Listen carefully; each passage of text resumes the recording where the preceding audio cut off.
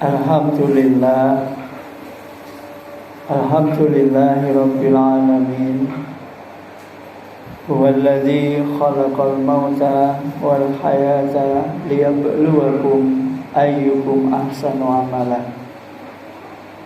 Asyhadu an la ilaha illallah wahdahu la syarikalah wa asyhadu anna Muhammadan abduhu wa rasuluh la nabiyya ba'dah. Allahumma salli wa sallim wa barik ala Muhammadin wa ala alihi wa ashabihi wa mawala wa la hawla wa la quwwata illa billah. Faya ayyuhal hadirun rahimakumullah, usikum wa nafsi bitaqwallah.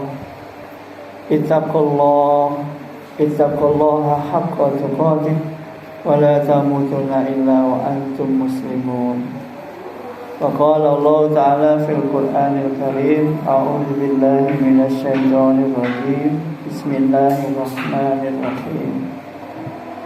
Man kana yuridul hayatad dunya wa zinataha nuwaffi ilaihim a'malahum fiha wa hum fiha la yubkhasun. Ulaika alladzina laisa lahum fil akhirah ilan nar wa habita ma sana'u fiha wa batilum ma kanu ya'malun. Shadaqallahul azim. Jemaah Jumat yang berbahagia rahimakumullah,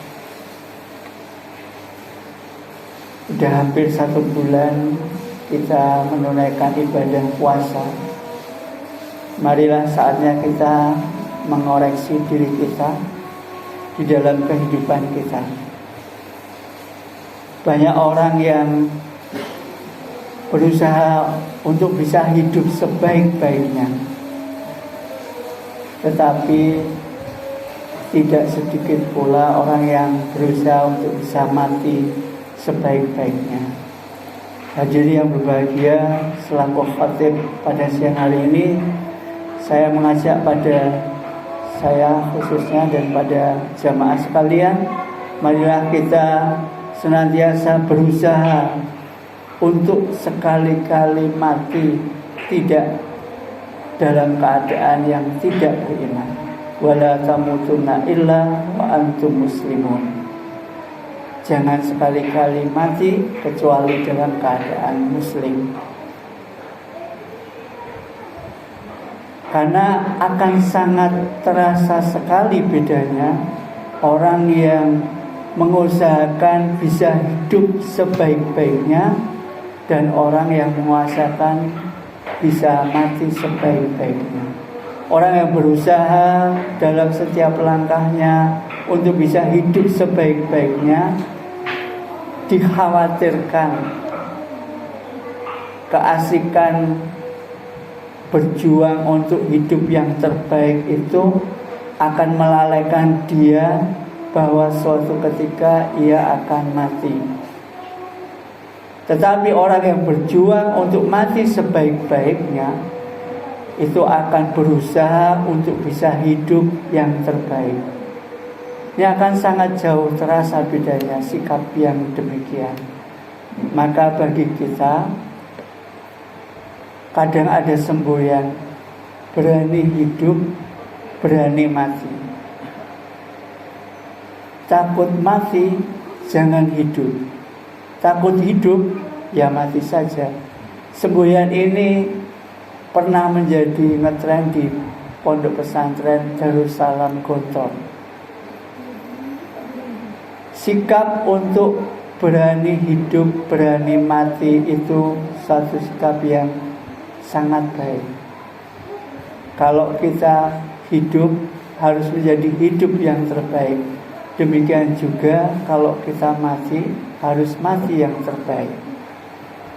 Yang menjadi masalah kadang-kadang kita ini dari kecil ditanamkan supaya bisa hidup yang terbaik, tetapi melupakan bahwa suatu ketika kita harus mati.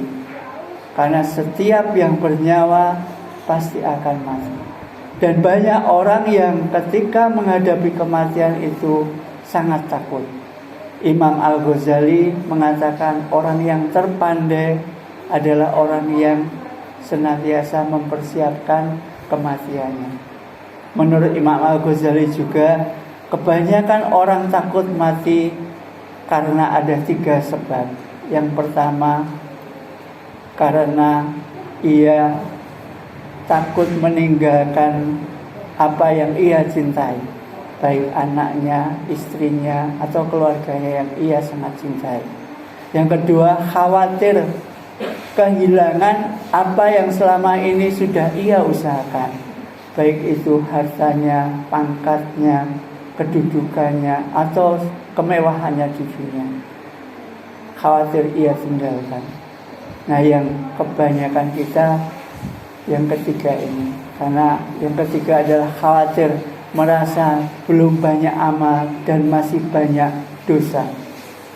Hadirin yang berbahagia, sebagai orang yang beriman, kita harus yakin, seyakin-yakinnya, berapa banyak diriwayatkan orang-orang soleh yang menghadapi kematiannya itu dengan sangat bangga atau bahkan dengan sangat tenang. Kenapa? Karena mereka meyakini bahwa kematian itu adalah panggilan dari Allah. Kita kalau mati akan bertemu dengan Allah. Yang kita temui ini adalah zat yang maha pengasih, maha pemurah, maha penyayang, maha pengampun, maha kaya, maha segalanya. Yang setiap hari kita sebut namanya, yang setiap hari kita beribadah karenanya, yang setiap hari kita menyembah karenanya. Kalau kita sudah berusaha demikian itu, kalau misalkan saya gambarkan, saya hendak menghadap kepada seseorang yang orang itu saya kenal tidak mungkin akan marah karena dia maha pengampun. Tidak mungkin ia tidak memberi karena dia maha pengasih. Tidak mungkin ia akan menyia-nyiakan kehadiran saya karena dia maha welas, maha asih. Dengan orang yang seperti ini, meskipun saya punya kesalahan yang sangat banyak, saya pasti akan berani menghadapinya. Lalu bagaimana kalau itu yang memanggil adalah yang kita yakini ia yang maha rahman, maha rahim, maha segalanya, yang maha pengampun, bahkan seluruh dosa kita ini akan diampunkan kecuali dosa syirik. Bagaimana kita bisa takut menghadapi kematian kalau memang kita ini belum baik keimanannya, keyakinannya, mungkin masih bisa saja kita merasa takut untuk mati.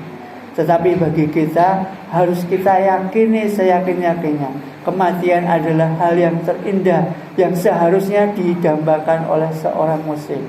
Karena dengan kematian itu kita akan bisa bertemu dengan orang-orang yang kita cintai, bahkan dengan zat yang senantiasa kita sebut namanya, yang setiap hari kita sembah, yang dia maha pengasih, maha penyayang, maha pengampun, maha segalanya. Hadirin yang berbahagia, maka berani hidup, ya berani mati ini akan menghadirkan sikap yang luar biasa bagi kita. Berjuang untuk hidup yang sebaik-baiknya itu sangat penting. Tetapi jangan sampai perjuangan hidup kita ini melupakan bahwa suatu ketika kita akan mati. Tetapi berjuang untuk mati yang sebaik-baiknya itu jauh lebih penting. Karena orang yang berjuang untuk mati yang sebaik-baiknya pasti akan menjalankan hidupnya yang terbaik. Kalau kita perhatikan di dalam surat Hud ayat yang ke-11 tadi, Allah mengatakan orang-orang yang mengusahakan kehidupan dunianya pasti akan aku balas apa yang ia usahakan tanpa aku kurangi, tanpa aku zolimi. Dan mereka di akhirat kelak balasannya hanyalah neraka. Ini yang tadi saya baca, surat Hud ayat yang ke-15 dan ayat yang ke-16. Artinya, kalau kita hidup ini hanya sekedar untuk memenuhi kepentingan dunia, pasti Allah tidak akan mengecewakan kita. Allah akan memenuhi apa yang menjadi usaha kita tanpa sedikit pun dikurangi. Tetapi di akhirat kelak kita tidak akan mendapatkan balasan apa-apa.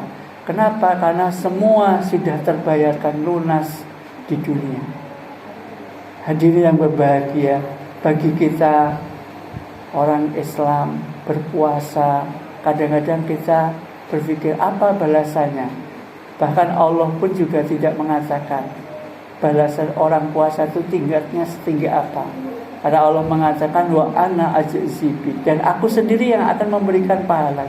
Dan betapa banyak amalan-amalan kita yang belum terbayarkan di dunia.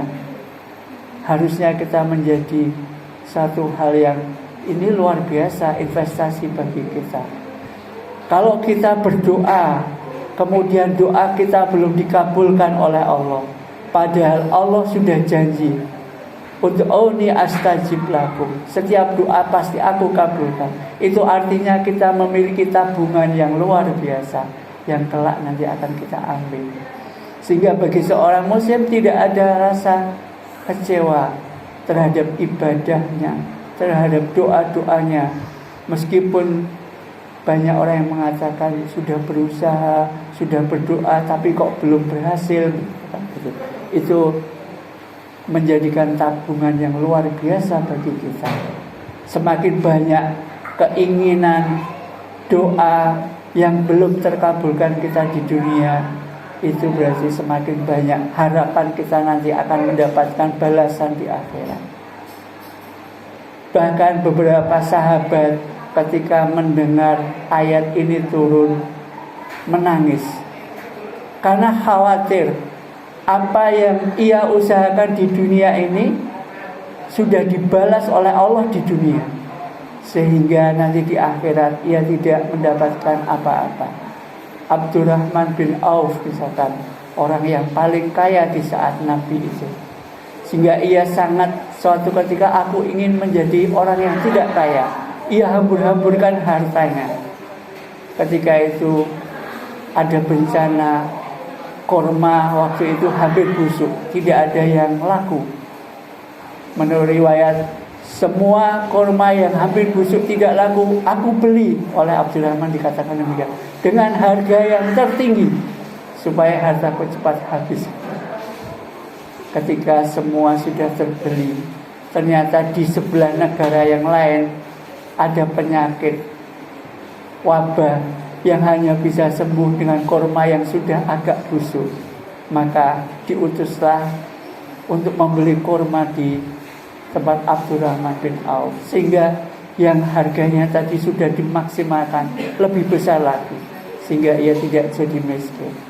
Itu pun menjadikan khawatir beliau, jangan-jangan amal ibadahku ini sudah dibalas dengan seluruh apa yang aku dapatkan di dunia, sehingga kelak nanti di akhirat aku tidak mendapatkan apa-apa.